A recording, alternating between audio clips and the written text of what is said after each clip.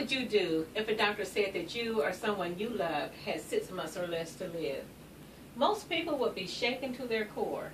At some point in your life, you or someone you know will face a life-limiting illness, or you could become a caregiver to someone who's terminally ill. I'm a licensed master social worker with almost 10 years experience working with people who've been diagnosed with a terminal illness. Today, I'd like to inform you of some rights that are specific to people with terminal illnesses.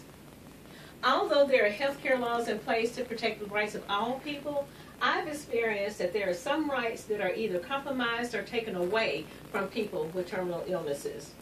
Today, I'll discuss a dying person's right to have full or partial disclosure of their diagnosis and prognosis, their right for self-determination, and their right to have caregivers who are fully knowledgeable of their diagnosis and prognosis and who are supportive and willing to carry out their end-of-life wishes. People who are terminally ill have the right to have full or partial disclosure of their diagnosis and prognoses.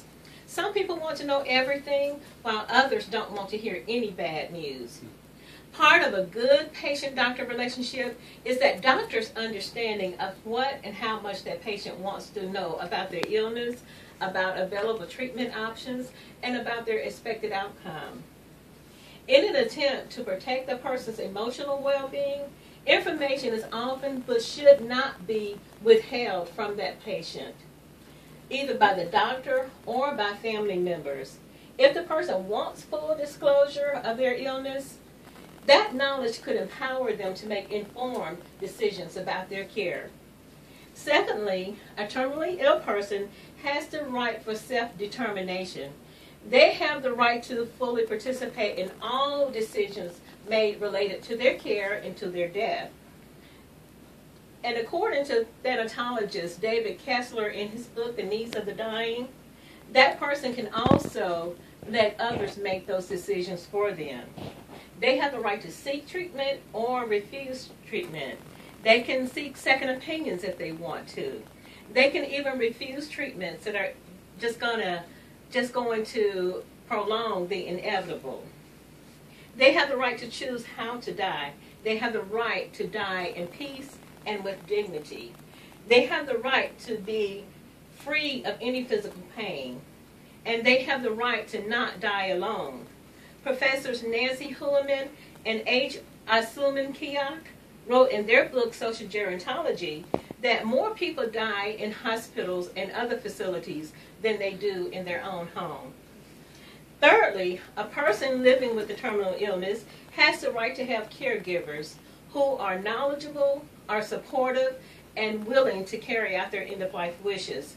They have the right to expect that any professional care provider will provide all services that they are contracted to provide, and that they are properly educated and trained to do so.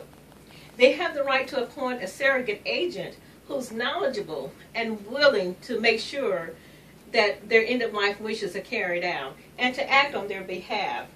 And this can be done through an advance directive according to the National Hospice and Palliative Care Organization.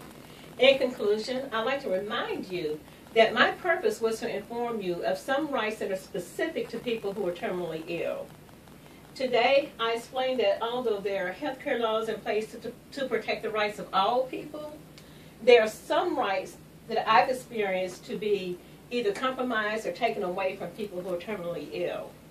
First, I discussed a person's right to have full or partial disclosure of their diagnosis and prognosis, their right for self-determination, and lastly, I discussed their right to have caregivers who are knowledgeable, supportive, and willing to carry out their end-of-life wishes.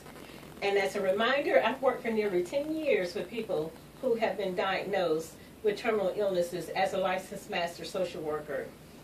At some point, each of you will either know somebody who's terminally ill or be faced with that situation yourself.